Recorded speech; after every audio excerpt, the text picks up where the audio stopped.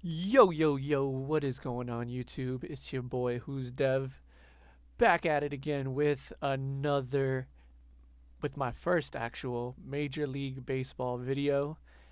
And today we're going to be reacting to what I like to call a lifelong Mets fan's dream. So basically, it was rumored a couple months ago that the Mets were looking at Francisco Lindor. And today we got an update on our phone that there were deep talks, which basically just means the trade's going to happen. So, I saw it on my phone. Actually, another guy I know, my friend Aaron, he first told me that the Mets were in deep talks to get Lindor. So then I texted my friend Rainier, who's another Mets fan, and he was like, "Let's go." But I wanted to first see that the trade went through. Then we got the trade. The Mets traded for Francisco Lindor, and I am very excited about this, guys. I'm very excited about this. The Mets, they had a bit of a problem, I would say, at shortstop this year. Obviously, I'm talking about the 2020 season. The 2019 season, we thought we knew who was going to be our shortstop for the future, and we thought it was going to be Ahmed Rosario. We knew we had Andres Jimenez in the minor leagues preparing to come up to the major leagues. We knew that was going to be a bit of a problem once they both came up. So I think I don't remember if it was exactly an injury that brought Jimenez up, but I think it was something like that. Rosario had some sort of problem. Then Jimenez came on. He burst onto the scene. Then we thought he was going to be our shortstop of the future. So where does that leave Rosario? I have no idea. So the Mets thought it would just be a good idea to package both of them together and send them for Francisco Lindor. Here's the thing about Francisco Lindor. He's arguably could be the best shortstop in the game. I know there's a lot of Correa fans out there, a lot of Xander Bogaerts fans out there, probably leaving a couple other shortstops out there, but I'm Gleyber Torres, yeah, he should be a shortstop too. I personally believe he's the best shortstop in the league. Uh, you know, I think since the 2015 season, he's leading all shortstops in home runs, batting average. He's a great defensive shortstop. So I think the Mets easily won this trade. He's 27 years old. He's in the prime of his career. He's, there's not much more we can say. He's in the prime of his career. 27, that 27 to 35 age, I would say, is when you need to lock these guys up. He is on the last year of his contract, but I was reading into reports the Mets are actually looking to bring on an extension, which I think would be perfect for this team. Keep them locked up for the next couple years. So I think if you're a Mets fan, you've got to be excited about this upcoming year. So let's take a look and go into actually the trade itself. So here we have the actual each player by player. So here are the full trade details. Mets acquire Francisco Lindor, Carlos Carrasco. We'll talk about it in a second. Cleveland gets Andres Jimenez, Ahmed Rosario, Isaiah Green, Josh Wolf. I'm going to be honest with you, Isaiah Green and Josh Wolf, I have no idea who that is. I know they have prospects up and coming. I know they have Brett Beatty. They have Ronnie Mauricio. A couple other names I'm forgetting. I think Justin Dunn. I, I don't know if he was traded or not. I don't remember. Let me just check real quick. Justin Dunn. Is he still on the Mets? Oh, no, no, no. He was traded as a part of the Robinson Cano deal. Oh, well. Let's see if we can search up Mets top prospects. I know Brett Beatty's got to be up here. Brett Beatty, Mauricio, Francisco Alvarez. So this is their list of top prospects. Franklin Kiloma, we've actually seen him in the big leagues. He's okay. He needs to be developed a little bit more. But back to the Lindor trade. We got Lindor, who's obviously the best player in this trade. Usually the best player usually means if you got the best player, you win this trade. But this trade is more than that. Because look at who we got after that. Carlos Carrasco. Carlos Carrasco, if you know the story of Carlos Carrasco, he was once a top pitcher in this league. He got diagnosed with leukemia. I believe he doesn't have it anymore. You guys can correct me in the comments about that. I believe he's 100%. He's good to go. He's coming off an okay year last year. But I believe this could be big for the Mets. Because what was the problem with the Mets last year? The offense was okay. The bullpen, and we're trying to fix that up right now as we speak. But I believe the Mets' biggest problem last year was the starting rotation. Beyond Jacob deGrom, who's a top 3 pitcher in this league, who else is there? Noah Syndergaard was out with Tommy John. He should be back by June, so that should buffen up the rotation a little bit. Michael Walker, signed him to a 1 year deal. Garbage. Rick Porcello, so overrated in my opinion. I mean, he did win the Cy Young that year in Boston.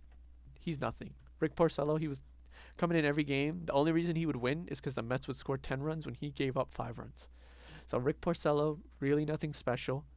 Uh, who else? The only one bright spot in the Mets rotation last year was David Peterson, the rookie.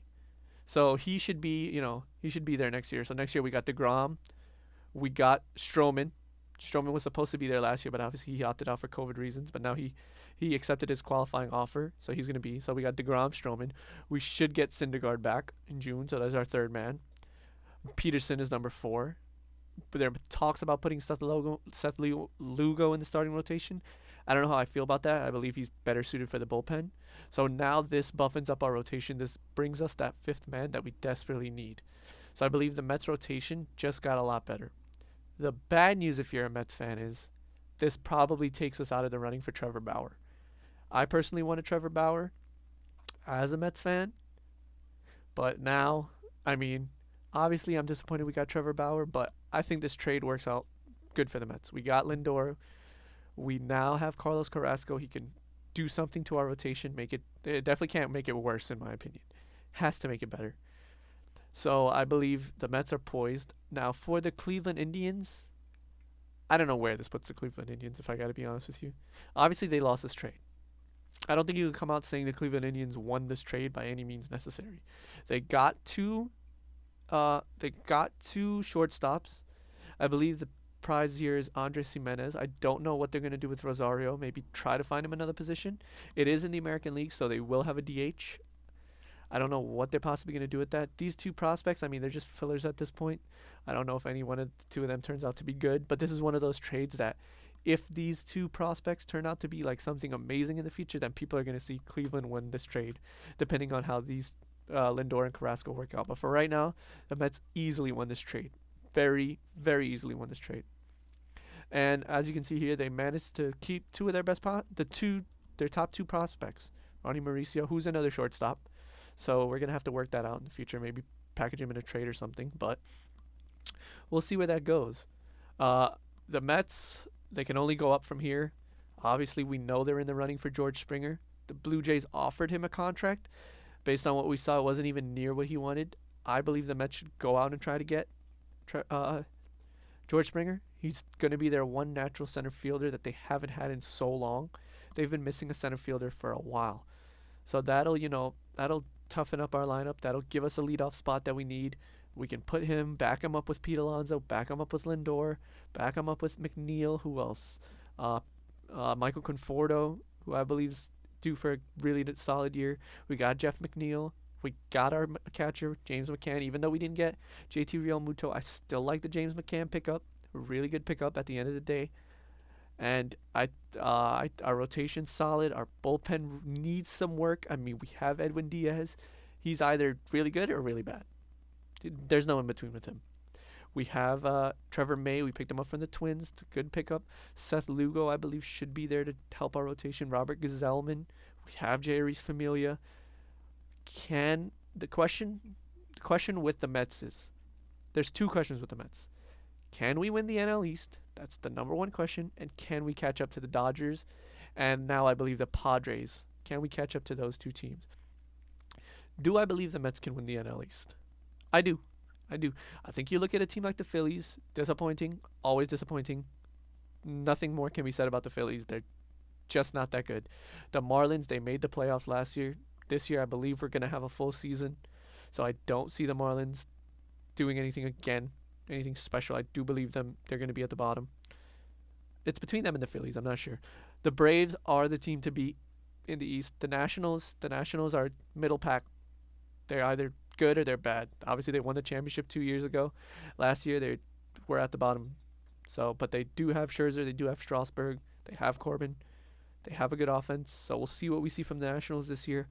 I should be in the coming months or so. I will come out with my predictions for who I think is going to win each conference, each league.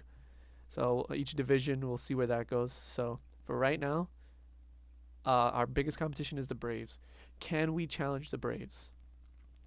I do think the Braves rotation, besides their top two, I mean, who do they have?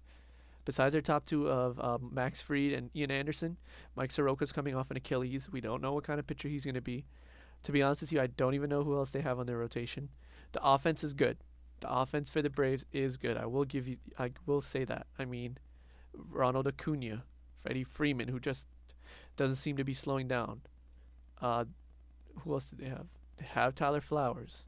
They have Ozzie Albies. They have Nick Markakis. They have Dansby Swanson. So they have Austin Riley. The question is, can we outpitch the Braves offense? I don't know if we can, but I believe Carlos Carrasco will help towards that goal. Now, as to if we can catch up to the Dodgers and Padres saying that we win the NL East, I have no idea. I have absolutely no idea. The Dodgers, obviously, I had Tampa Bay winning the World Series last year. I made a bet with my friend Rainier. I lost. He won. But that was a great World Series. I believe if Kevin Cash leaves Blake Snell in for that World Series, the Rays go on and win. I do believe they go on to win that game. They were up 1-0. The Dodgers came back. Then we have Charlie Morton starting the next game against Walker Buehler. I think the Rays have a good shot at winning that game. Kevin Cash messed up. He messed up big time. So do I think we can outbeat the Dodgers? Maybe it'll be a year or so till we can do that.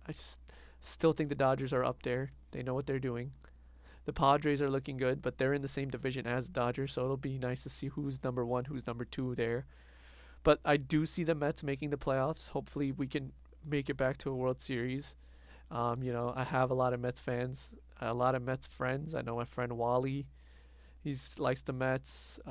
Aaron likes the Mets. Rainier likes the Mets. So if you're a Mets fan, I think you have a lot to look forward to this upcoming season, especially if we get George Springer. That'll be huge.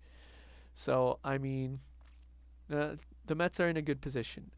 I think the Yankees need to look out because the Mets are here, and the Mets are going to be here for a couple more years. So if you're a Yankees fan, you need to watch out for these New York Mets. So, I mean, basically, that's just look out for the Mets. The Mets are good. So thanks, guys, for watching this video. That was my take on the Francisco Lindor trade. As a Mets fan, I'm very happy with this. You guys know that. So you leave your opinions in the comments. Tell me what you think. Do you think this was good for the Mets? Do you think this was good for the Indians? Does this put the Mets in that World Series category of teams that can win it? If not, does it? Don't forget to leave a like, subscribe, comment. I'll see you guys tomorrow. Peace.